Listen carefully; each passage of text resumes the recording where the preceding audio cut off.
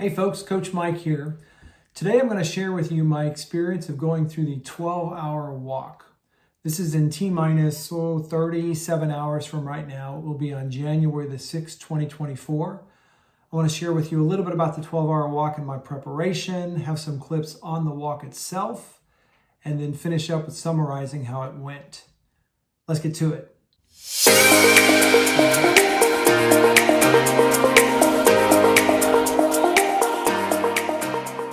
So welcome, my name is Mike Thomas. I'm a health coach. I help people to lose weight by incorporating more plants into their diet. You can learn more about me and what I do as a health coach, both group coaching as well as one-on-one coaching, in the description of this video. So I'm doing a 12-hour walk in about 37 hours. This is my second 12-hour walk. I actually did one in August of 2022, so about 18 months ago. That 12-hour walk, I actually left from my house. It went pretty well for the first 6 hours, feeling lots of joy, feeling lots of gratitude.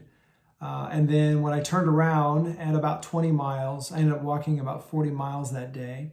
I started feeling a little bit of pain in my right calf, and this continually, gradually got worse and worse and worse. I did make the entire 12 hours. This time, I'm going to be stopping every 30 minutes and intentionally stretching my calves. I'll be well hydrated. I did walk in August of 2022. That particular day, the high was 78. When I walk in a couple of days on January the 6th, the high is forecasted to be around 39 degrees. So a little bit cooler, but I'll be bundled up with layers as well. So the point of the 12-hour walk and how it was introduced to me. So probably the early June or July of 2022 on the Rich Roll podcast, which I listen to and highly recommend, he introduced a gentleman to me named Colin O'Brady, who wrote this book, The 12-Hour Walk.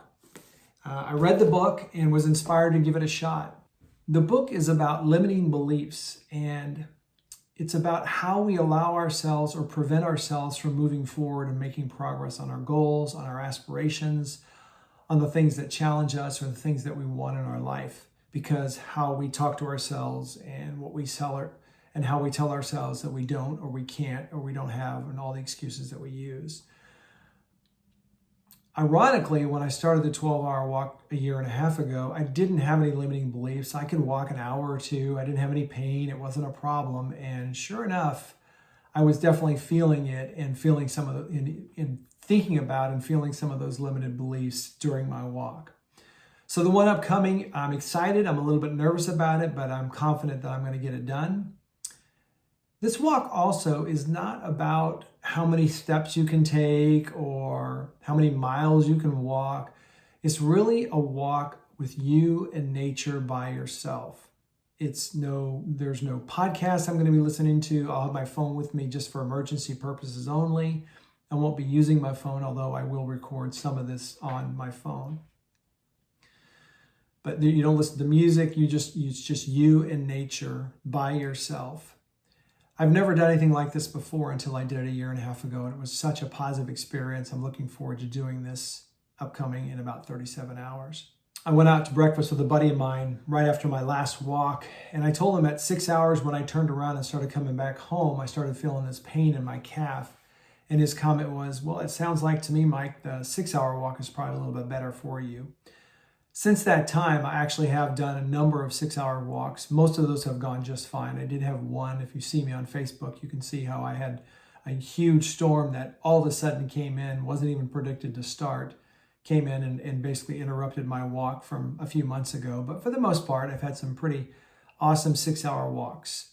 Out in nature, just me, my thoughts, etc. So my intention this specific walk on January the 6th, 2024 is just to walk and to let my mind go where it does, right? Not saying I'm going to focus on a word, not saying I'm going to focus on something specific, just relax and enjoy and see where it goes. Naturally, after the first couple of hours on my last walk, I really got into a rhythm and I started feeling grateful for so many things in my life. I actually got a little bit emotional and became very focused on what it is that I want to accomplish that specific year and for the rest of the year, and really set up some goals for myself I didn't have a plan to have goals for myself before that walk, and I don't on this one either. I just want to experience it and stretch myself and grow. The last thing I'll say before I close it out and then show you a little bit about the preparation for the walk is it's interesting how I am going through some of the same experiences that a lot of my clients go through. The insecurities, the anxiety, the anxiousness, the can I do this? Am I worthy enough to do this? Those are all things that I say to myself. Quite frankly, we probably all say those to ourselves as we stretch ourselves to grow. And I know for sure that my clients do because they express that to me as well. So there's a lot of intersection in this task of the walk and what it is that I'm trying to accomplish. And it helps me and provides tremendous empathy for the challenges that my clients go through too as they're pursuing more plants in their life. Not necessarily 100%, but just pursuing more health or trying to get more movement when it's been 10 or 15 years since they've really done any type of movement or structured exercise. So I love that part about the walk as well. So that's it for now. We're going to phase it out, but looking forward to sharing with you a little bit about the preparation for the walk, as well as some clips on the walk and then a summary of the walk. I hope you enjoy this video. Take care. Okay, in preparation for the walk, which is in T-minus, about 14, 15 hours, the 12-hour walk. These are some of the items. I'm going to be wearing these clothes, and I'm going to be carrying in my backpack or I got some extra gloves there. I got my gloves, some gloves, a couple extra hats, some sun protectant just in case I need it, sunglasses, chapstick, Neosporin, and then my light for when and if there's issues with darkness, which there absolutely will be in the beginning and at the end. So I'm ready to go. I'm getting ready to throw a lot of this stuff in my backpack, and I'll show you my food in just a second. Okay, and here is my food for tomorrow. Some peanut butter jelly, lots of plants, nuts. So I got blueberries, some apples, lots of water, and of course some napkins. Some pretty basic stuff, but last time I did the walk, I really didn't need this much food, but I just want to make sure I have it in case I need it. All right, packing up in about 13, 14 hours. Okay, I'm getting ready to start. It's about 2-3 minutes till 6 o'clock. We got some snow on the ground, got my coffee there, parked at the post office in Chatham, and looking forward to it. Should be great. Let's get her done. It is, I'm only 10 minutes into the walk, but it's just absolutely gorgeous out here. It's still the middle of the night. It's not even, the sun's not going to come up for probably another hour or so, but the brightness you see is just because there's snow everywhere. At this time, the only concern I have is I'm on a trail, and the trail has quite a bit of snow on it, so I'm walking through sometimes a half an inch or an inch of snow, and I'm hoping there will be no issues with my toes getting cold or my feet getting cold, but short of that, things are going well. All right, I'll keep you posted. Talk about being outside in nature. Wow, this is absolutely gorgeous. I'm about just under an hour in of the 12-hour walk, and things are going great. My hands are warm thanks to my gloves, thanks Cooper, and my feet are dry and warm as well. Things are going wonderful.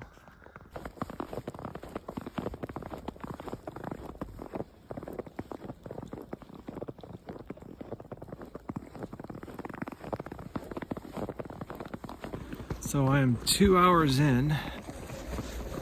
Let's see here. So I'm 2 hours in and things are going well. It's of course beautiful here. I'm on a trail and I'm the only one on the trail. You can see my steps, and this is where I'm going. There's no steps there. Things are going well. Right before I started, I was going to walk in my tennis shoes, my running shoes, but I'm so glad that I made a last minute decision to say, let's go for the walking boots instead. There they are. My feet are dry, my feet are warm, and so are my hands, and I'm actually very comfortable. It's just absolutely beautiful. Thoughts right now are just gratitude and just enjoying nature. It's just so gorgeous out here. All right, I'll keep you posted. 2 hours of the 12 hours in, so about 16-17%. I calculated, because you know me, I like to calculate things. If I continue at this pace, which is pretty leisurely, I should be around 34 miles by the end, hopefully, if I'm able to complete it, but at least that's the plan. All right, we'll talk soon. Take care. All right. So I am 25% of the way there. I am at about 8.5 miles. I feel fine. My feet are warm and my hands are as well. It's beautiful out here. I'm on a trail. Not too many people out here, so a couple things. First one is I wanted to share that I'm 25% of the way in. Hopefully, fully intent on finishing this thing 100%. But I've done this before, and I've done a 6-hour walk, and things can change on a dime. So my intention is to complete it. But literally within a few minutes, things happen sometimes, whether that's the weather or an injury or what have you. So we'll see. The other thing I wanted to share is the thought of being, B-E-I-N-G, versus doing. So I'm very much into numbers and doing and action versus being. And this particular walk is a good test for me to just say, you know what, just don't worry about how many miles you're walking, which right now it's about 34 miles on pace, by the way. And don't worry how many steps you're getting, just be out in nature. The snow's coming off the trees, and relax and enjoy it, and just take an experience. So that's a challenge for me. I think I'm up for it, and we're certainly going to do my best to get that done. See, there I go again with doing. All right, talk soon. 25% of the way done. All right, I am 4 hours in. Going to quick and easy to take a potty break. Things are going good. 4 hours in, quick and easy potty break. All right, 4 hours and 37 minutes. We're about 13 miles. Eating a sandwich. Feeling great. All right, I'm at 5 hours. I'm at 5 hours on the trail. About 14.3 miles, and things are going well. There's no wind. It's cool, but I'm very, very comfortable. And I'm a little sore, but it's not a big deal at all. I've got I got an hour until I turn around, so about 3 or 4 more miles, about 3 more miles, and then I'll turn around. But it's going well. Real excited.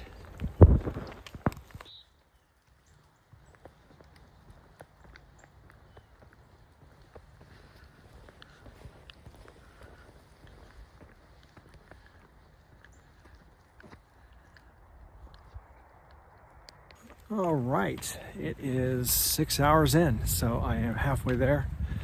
Just turned around at a little bit over 17 miles, so this should be around 34 altogether. Things are going good. I'm not in any pain at all. A little sore, but tight, but nothing at all to be worried about at this point in time. Now, when I did this walk a year and a half ago, I was exactly where I am on the trail. A little bit over 6 hours in, and I started having pain. So I've been stretching. So I've been stretching my calves, and I've been stretching my back. And so far, it's been going great. So hopefully in the next couple of hours, I'll just be smooth sailing, and we'll keep it going. All right, thumbs up, man. Talk to you soon. Okay, I'm a little over 7 hours. T-minus 20 miles, almost 21 miles, 20.6 miles. Feeling great, not any pain at all. I am probably half a mile away from exiting Centennial Park here in Springfield, so I'll take a left on Wabash, see some cars, and then jump on the Wabash Trail. Things are going really, really well. Enjoying the birds. Most of the snow on the trail anyways melted and on the trees, but there's quite a bit on the ground. So, all right, man, talk soon.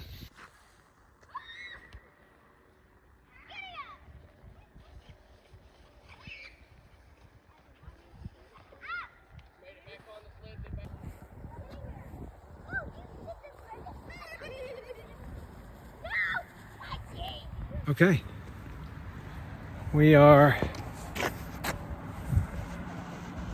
at 2 o'clock, which basically means I'm at exactly 8 hours into the walk, and things are going absolutely fantastic. I'm not having, thank goodness, I'm not having any pain at all, and I've actually gotten a lift of energy. I had an interaction with a gentleman who was making some snowmen, and took a picture of him, and I'll talk about that a little bit later, but just really lifted me up and gave me a boost of energy. I'm 4 hours away from being complete. I don't see, you never know, things change pretty quickly, but I don't foresee any problems with finishing this thing in 12 hours. And right now I am at 23 and a half miles. I should be around 34-ish or so when I'm done. It's 2 o'clock here in Springfield, Illinois, and I'm 8 hours in, so we'll talk soon, but things are going great. Okay, it is 9 hours in, and good news, bad news. The good news is I'm 75% of the way there. The bad news is an hour ago I told you I was 75% of the way there. Apparently my math is not very good. 8 divided by 12 is 66%. Anyway, things are going great. I'm on the home stretch, got 3 hours to go. I'm warm. I am not, I'm a little sore, but I'm not feeling any pain at all like the last time, so I'm really encouraged. I turned around a little early, like 7 or 8 minutes early, which basically, because the last time I really slowed down. I'm actually going faster. I'm just feeling very comfortable, so I'm not trying to go faster, I just am. So there's a chance I'm going to get to my truck and it's going to be less than 12 hours, so I'll probably walk another 10 minutes or so. But we'll see how it goes. Anyway, things are going great. I'm feeling really, really good, and I'm excited. All right, we'll talk soon. All right, I'm at 10 hours and a little tired, a little sore, but no pain really. Things are going very well. 10 hours, and I'm at 29 miles and 29.32 miles. I've just got a straight shot to the post office now, so it's probably about 5-ish more miles to go, and I'm all set. But things are going good. So excited that I did this. All right, talk soon. All right, so it's getting a little cold. Almost at 31 miles, doing great, but just thought I'd put on my Survivor buff, and I got my gloves. These are awesome. So I'm warm. Things are going good. Got probably about three miles to go. All right, I just hit 11 hours. I'm just over 32 miles. Continue to do really well. It's getting a little cooler. Sun went down about 10 minutes ago, but I'm a little bit sore, a little bit tired, but I'm definitely not in any pain where I'm like, oh my gosh, like the last time. So that's so much better. So, all right, 1 hour to go. All right. Okay. All right, that's a wrap. We got her done. Let's see here, 12 hours at 6 p.m. in Springfield, Illinois. And it went great. I'm tired, obviously, and a little bit sore, but overall went really, really well. I just got like 0.01 or 0.02 over 35 miles, and having to walk a little further past my truck because coming back I just felt great and my cadence was a little quicker. So, but anyway, went fantastic, and now on to, we're gonna do a little Q&A. I'm gonna give myself some time to think and reach out to some folks for some questions, and we'll do some Q&A. God bless.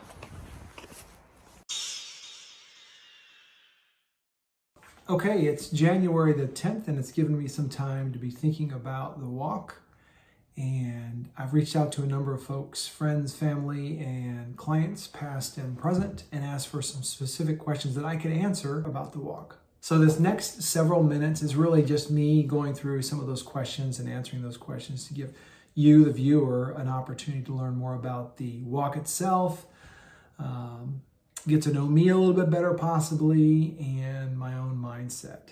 So the first question I'll read here is, why did you go on a 12-hour walk? And to be honest with you, just about everybody that I asked to submit some questions to me had asked that question. So I definitely want to address that first and foremost. So I've done it twice, as I've shared before, and I'll talk a little more specifically about the difference between the two in just a minute. I did it in August of 2022, and I did the 12-hour walk, of course, just a few days ago, which you just saw on video. And the reasons for both were actually different. The initial reason is I just wanted to experience nature outside. The high that in August was 78 degrees. But this walk I want to address was different because the first walk was very difficult and I did not expect that with pain that I started getting in my right calf. So the big reason that I did this one was because, just like Colin O'Brady says in his book, we're looking for what it is that we want to try to accomplish and overcome those obstacles in our way. And this really was one for me. In fact, after I did my walk, my son David reminded me that I said the words, "I'm never doing that again," back in August of 2022. So when it was brought to my attention through this organization, this club, this group of the 12-hour walk folks, I'm a member of a WhatsApp group that Colin O'Brady is our leader on that. He basically, when it came to my attention that this was going to come up and he was asking people to consider doing it on January the 6th, then I said, well, let's give it a go. Let me push myself and try to break through those limiting beliefs that I have as it relates to whether or not I can do this or not. So that's really the biggest reason I did it. I also just wanted to be out in nature. I wanted to push myself a little bit, stretch beyond my comfort zone, which I'm encouraging my clients to do all the time. That's how we grow. One of my beliefs overall is what we can do to push ourselves beyond our comfort zones to go through and experience personal growth. So this was certainly an opportunity for me to do that. So that's my big why I did it. And then just wanted to experience it in general and kind of see what happened. I was just curious to see interactions I was going to potentially have, me with nature, me with other people potentially, and let's just see what happens type deal. I was very, very curious. Second question I have, let's see here. How was this walk different from the first walk you did in August of 2022? This one is from Michael in Chicago. So really the biggest difference was me, first of all, of course, the temperature. I woke up and there was snow everywhere this walk in January. Before, it was in August in central Illinois, and it was really a beautiful day. The high that day was 78, and it was beautiful. This one I was very comfortable. I was very warm. Thank goodness I was prepared for it. But obviously walking through a lot of snow, water, slush, etc., that was a big difference. And then the biggest difference was my overall experience. This one was so much better than the last one because I was not in any kind of pain, because I did the stretching, like I mentioned, about every 30 minutes. I was stretching about every mile or so. I was stretching. So whether that was the back of my calves or my lower back or what have you, I was really taking the time to make sure that I was getting that done. So I think those are probably my biggest differences between both the walks. I really very much enjoyed both, but the first one was extremely difficult. All right, next question.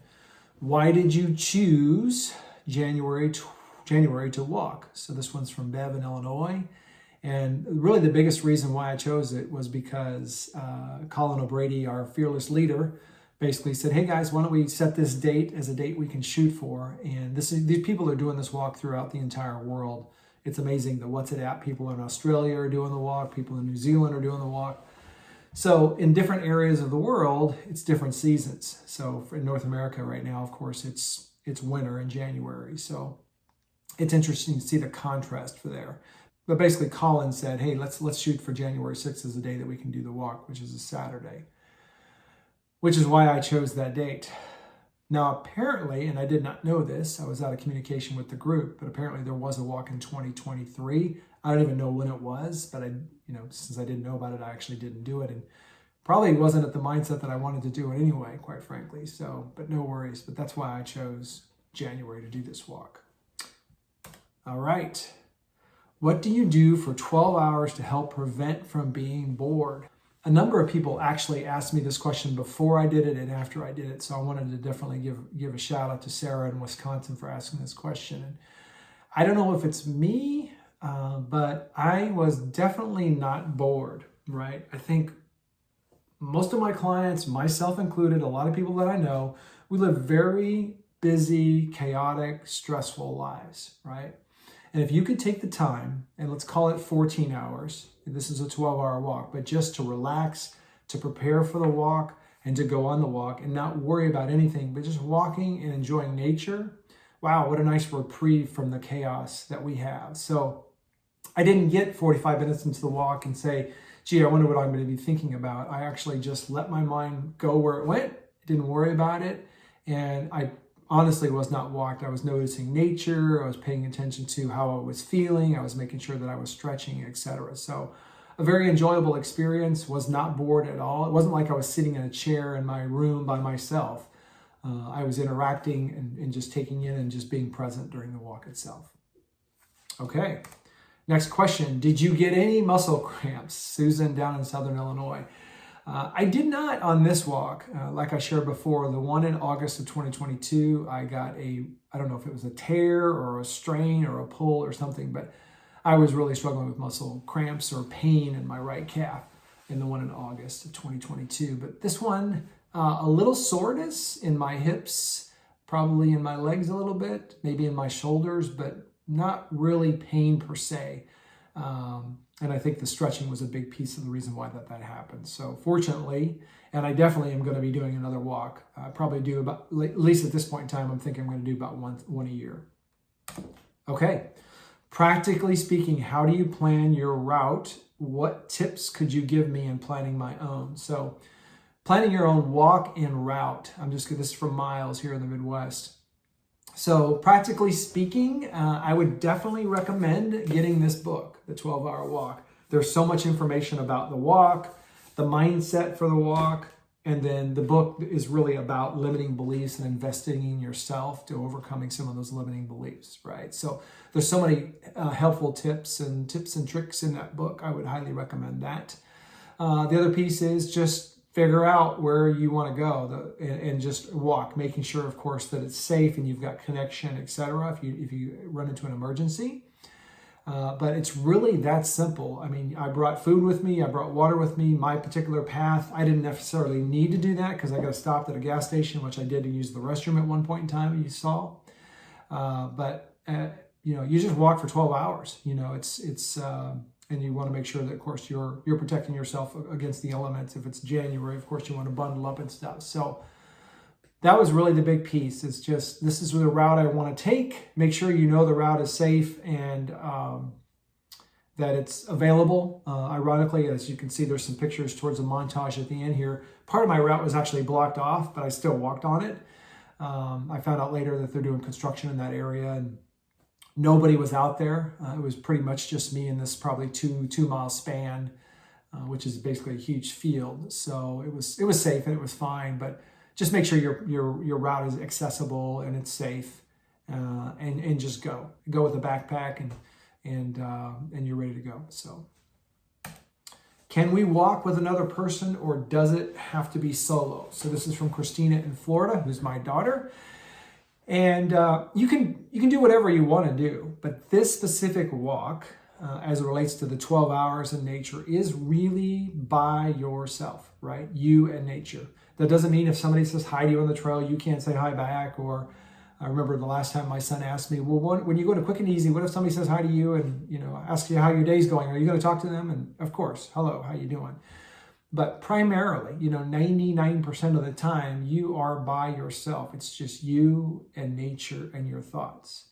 And as I mentioned a few minutes ago, how many of us really have that time or take the time to be in nature? Most of us do not. So I really wanted to capitalize on that opportunity. So there was a call with a bunch of folks on the 12-hour walk, basically group organization recently, and somebody said they're going to take the walk with their wife. They've already done it twice by themselves. And I think that's a really wonderful, powerful opportunity. I've taken some 6-hour walks with my wife where she was with me the first hour and a half and she turns around. So I'm with her for an hour and a half of my 6 hours. It's wonderful. It's absolutely fantastic. So things like that are excellent, but it's actually not the 12-hour walk and the 12-hour walk mindset piece. So, okay. What did you think about for 12 hours? David in Champaign. This is my son. So as I mentioned before, primarily on the first walk, I thought about how my gratitude, what I'm grateful for in my life, and I got just a tremendous amount of focus of what I want to do with my business and coaching and helping and supporting people making changes in their life. On the second walk, I was all over the place. I mean, I had gratitude. There was some focus, but mostly it was just enjoying nature. If you see the videos, the very beginning of the walk, I was so focused on how beautiful it was outside. It was that type of snow that sticks to the trees, and it's going to be on the trees for just a few hours before it starts to melt off. That was all over the place. It was very sticky. It was just absolutely gorgeous. So I was really kind of taking that in. And that was a lot of the walk. I was very comfortable and just kind of going from there. So I know I mentioned in the video about taking time to be present, and I definitely wanted to try to do that to the best of my ability versus, I got to get X number of steps. But I was also, you know me, I got to calculate how many steps and such I'm going to get. So, all right, next question. Do you stretch before? Did you take breaks? So I stretched before quite a bit, probably 5 or 10 minutes. And then, like I said before, every probably 30 minutes, 20 to 30 minutes, I stopped and stretched. In fact, if you look at my Strava, it says that I had a moving time of 11 hours and 18 minutes. But of course, it's a 12-hour walk from 6 to 6. So I guess about 42 minutes or whatever the number, 60 minus 18 is. I guess about 42 minutes of that time, I actually was stopped and stretching. There was probably a 5-minute stop at the Quick and Easy for the restroom, but all the other times that I stopped, I really only stopped for stretching. I did not take breaks to eat. You can see in the video that I'm eating a sandwich, I'm eating some carrots, etc. I didn't take breaks, I just kept walking. It was just relaxing and enjoyable. So, but lots of intentional breaks throughout to stretch. Okay. What are the benefits that you gain? This is from Karen in Colorado. The first thing I would say is I'm so grateful for the confidence that I feel knowing that I can do this in the future, right? And because I honestly didn't know that going into my second walk because the first one was so difficult. So that's definitely, the confidence is one of the things that I gained as well. As I either have mentioned or thought about quite a bit, I'm really trying to work to model the way of pushing myself, for my family, for people I care about, and for my clients, right? So not so much that it's extreme that I'm hurting myself, but something like walking 12 hours in a row is not an easy task. So I feel like that modeling that way and able to accomplish that makes me feel good as well in that process. And I think just the last thing is just the experience of just enjoying nature and how beautiful it was with the trees and the birds and the snow. It was a gorgeous day and I was extremely comfortable. I did not get cold feet or hands or anything. I was in a very comfortable state. So that was another great benefit. All right, next question. How do you prepare physically or mentally to do a 12-hour walk? And there's any number, this is really individuals' personal preference of what makes the most sense for them. I think because I did it before, I was pretty much prepared based on the information on the 12-hour walk and listening to some podcasts about it. I was pretty prepared on physically what I needed to do with logistics, with the shoes I was going to wear, the shorts or the jeans I was going to wear, the backpack and what was going to be inside of it. Mental piece was, for me, the first one was I was very intentional about what I wanted to do with my thoughts and let's see where they go. This particular walk, I was just going to walk, right? I didn't have a word I was going to focus on. I really just wanted to walk and just enjoy life and just see what bubbled up, which I think was really, really nice. For me, it was as well. So, and I knew going into the walk that was my intention, was just to let's see where my mind goes, that I wasn't worried about what I was supposed to be thinking or doing or trying to accomplish.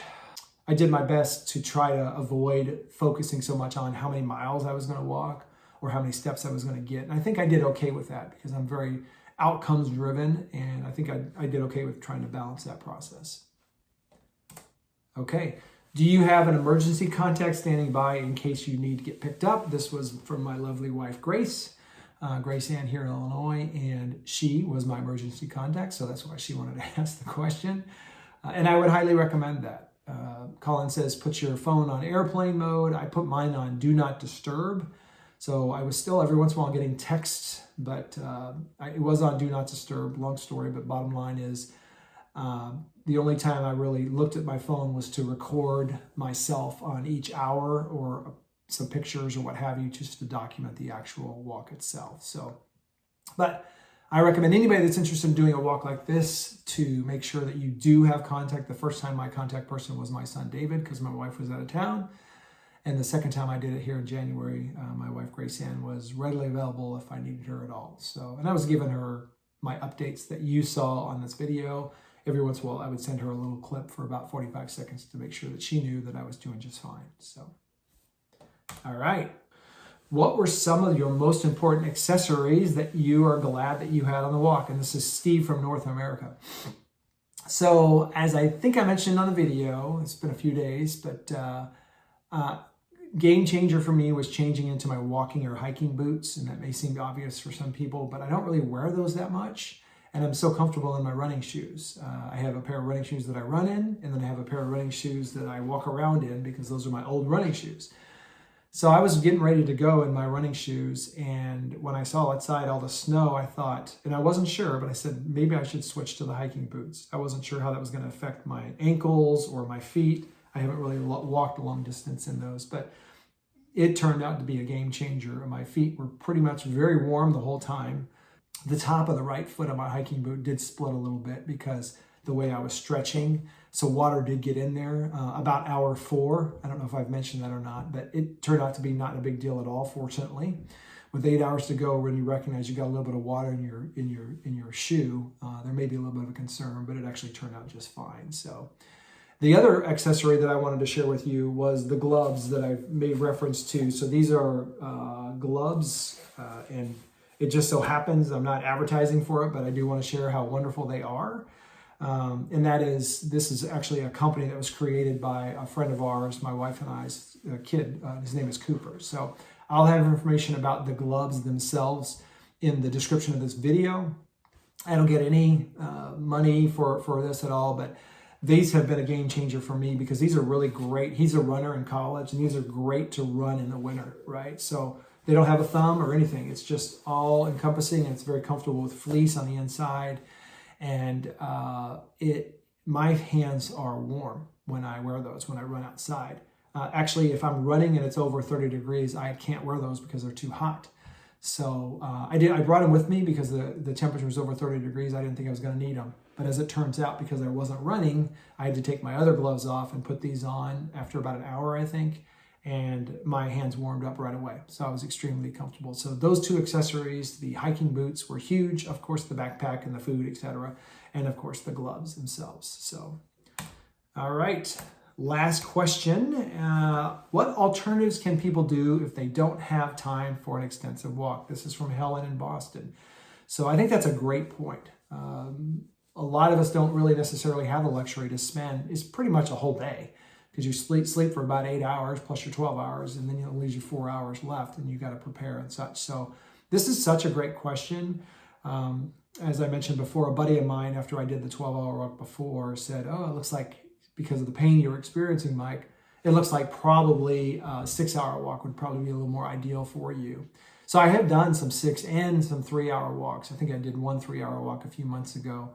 Those are great, so those are alternatives, but it doesn't even necessarily need to be a walk. I think the philosophy of this and pushing yourself is to identify something that you think would be difficult to do or overcome. And it could be physical, it could be mental, it could be literally asking out somebody for a date.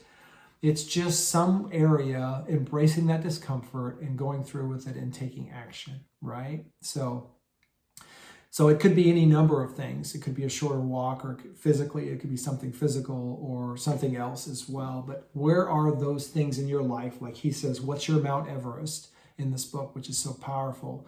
Where are those things in your life that you are sitting back or on the sidelines versus really jumping into the game and pushing yourself in that capacity? So that's an idea and some things that you can do. And if you want to dialogue with me about that, feel free to reach out.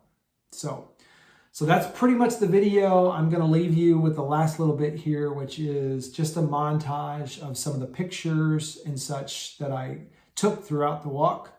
I hope you enjoy that. I got some music going on in the background for that. But the whole experience overall was fantastic.